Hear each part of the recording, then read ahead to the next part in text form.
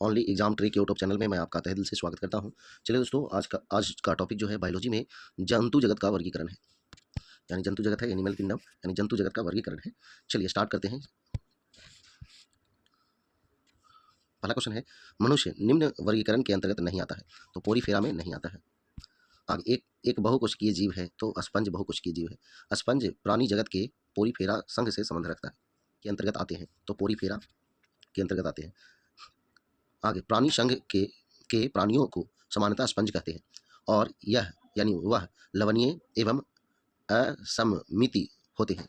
तो प्राणी संघ पोरीफेरा संघ के प्राणियों को स्पंज कहते हैं।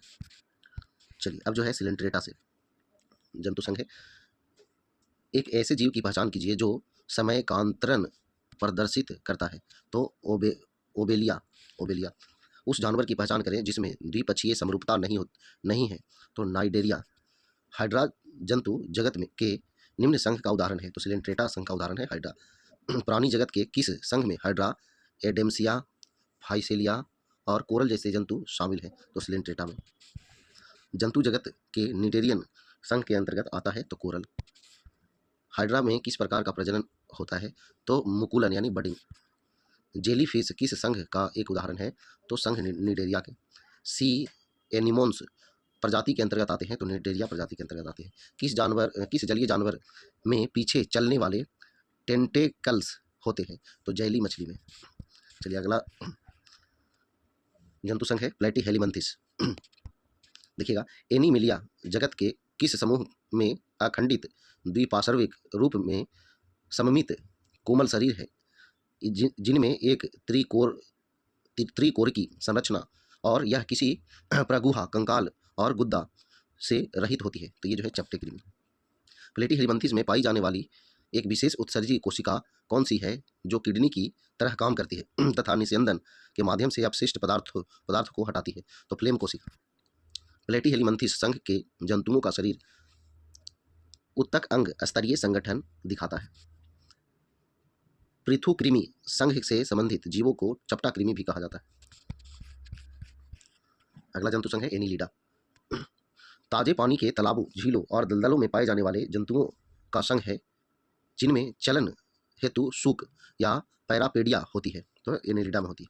जंतुओं के किस समूह के शरीर की दीवार वर्तुलाकार और अनुदैर्ध्य मांसपेशी तंतुओं दोनों से बनी होती है, जो एक नम कोशिकीय क्यूटिकल से घिरी होती है, जो एक एपिडर्मल एपिथेलियम द्वारा स्रावित होती है? तो एनीलिडा। लाल कृमियों में पकवाशय नामक एक संरचना होती है जो उनका भोजन पीसने में उनकी सहायता करती है। आगे देखिए, एक परिपक्व कृमि में एक चौड़ी ग्रंथिल गोलाकार पट्टी 14वें से 16वें खंड को घेरे रहती है, जिसे कहते हैं? तो पर्यारनिक कहते हैं। पर्यारनिक। केंचुए के अग्रभाग पर मुख एवं पूर्वमुख होते हैं।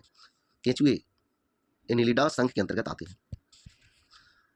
किसान का मित्र कहा जाता है यानी केंचुआ जो है किसान का मित्र कहा जाता है। यह जटिल कार्बनिक पदार्थों के टूटने के साथ साथ मिट्टी को ढीला करने में मदद करता है।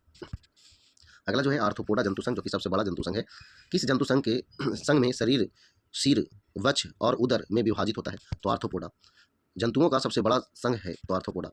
एक संधिपाद है, तो सहस्त्रपाद। निम्न समरूपता आर्थ्रोपोडा द्वारा प्रदर्शित की जाती है, तो द्विपार्श्विक। आर्थ्रोपोडा का उदाहरण है, तो ये तो ऑप्शन पे चलेगा बिच्छू। मधुमक्खी की आंखें होती है, तो 5 आंखें होती है। निम्न का उपनाम डैडी लॉन्ग लेग्स है, तो सेलर मकड़ी। दुनिया की सबसे तेज दौड़ने वाली चींटी प्रजाति है, तो सहारन सिल्वर चींटी। मकड़ियाँ प्राणी वर्गीकरण के किस वर्ग में आती है? तो एरेक्निड्स में। झींगा आर्थ्रोपोडा प्रजाति के अंतर्गत आता है। मकड़ियाँ प्रजाति के अंतर्गत आती है, तो आर्थ्रोपोडा प्रजाति के अंतर्गत। केकड़े आर्थ्रोपोडा प्रजाति के अंतर्गत आते हैं। आगे झींगे किस परिवार के होते हैं? तो क्रस्टेशियन परिवार के होते हैं। आगे आर्थ्रोपोडा प्राणी जगत का सबसे बड़ा संघ है जिसमें कीट भी शामिल है। लगभग 2/3 जाति पृथ्वी पर आर्थ्रोपोडा जंतु संघ में। एक तितली के काया पलट में तीसरा चरण है, तो प्यूपा। किस संघ में जीवों के संयुक्त पैर होते हैं? तो आर्थ्रोपोडा में। आगे घोंघे में हरकत एक पेशीपाद की सहायता से होती है। आगे डेविल फिश भी कहते हैं, तो ऑक्टोपस को डेविल फिश कहते हैं। ऑक्टोपस किस प्रजाति के अंतर्गत आता है? तो मोलस्का प्रजाति के अंतर्गत आता है। आगे आइस्टर किस प्रजाति के अंतर्गत आता है? तो मोलस्का प्रजाति के अंतर्गत। जब एक कटल फिश को एक मोलस्क का के रूप में वर्णित किया जाता है तब यह वर्गीकरण के किस स्तर में स्थित है? तो संघ में। दूसरा सबसे बड़ा प्राणी संघ है तो मोलस्का। कटल फिश मोलस्का संघ से संबंधित है। आगे कशेरुकी प्राणी नहीं है तो घोंघा। घोंघों का संबंध किस संघ से है? तो मोलस्का से है। जंतुओं के किस समूह का नाम उनकी कांटेदार त्वचा के कारण रखा गया है और इनमें विशिष्ट जल संवहन नाल पाया जाता है जो उनके चालन में सहायक है? तो इकाइनोडर्मेटा संघ है। इकाइनोडर्मेटा के बारे में विशेषता है तो प्रगुहा, उपस्थिति और द्विपक्षीय सममिति। रज्जुकी संघ के जीवों के संबंध में कथन सही है तो इनमें पृष्ठ रज्जु पाया जाता है। कार्डेटा के संदर्भ में सत्य है तो हृदय अधर भाग में होता है। अर्रज्जुकी के संदर्भ में सत्य है तो क्लोम छिद्र अनुपस्थित होते हैं। रीढ़ की हड्डी वाले प्राणी कार्डेटा प्रजाति के अंतर्गत आते हैं। जीव अंडज है तो मेढक। चुकवल है तो छिपकली। टर्टल पेट्री किस प्रकार के आवास को अपनाते हैं? तो ये जो है समुद्र को अपनाते हैं। कॉपर स्मिथ बारबेट है तो पक्षी है। प्राणी जगत के फाइलम मेमेलिया का एक उदाहरण है तो चूहा। निम्न का संबंध है होमिनिड कुल से है तो मानव का। डॉल्फिन की सबसे बड़ी प्रजाति का नाम ऑर्का है जिसे कहते हैं तो किलर व्हेल कहते हैं। तो चलिए दोस्तों, ये जो है जंतु जगत से जुड़ा हुआ था, उसके वर्गीकरण से जुड़ा हुआ था। अगला जो वीडियो मिलेगा आपको जैव विकास एवं अनुवांशिकी की गुणसूत्र से। तो चलिए, वीडियो पसंद आया तो वीडियो को लाइक करें, दोस्तों शेयर करें।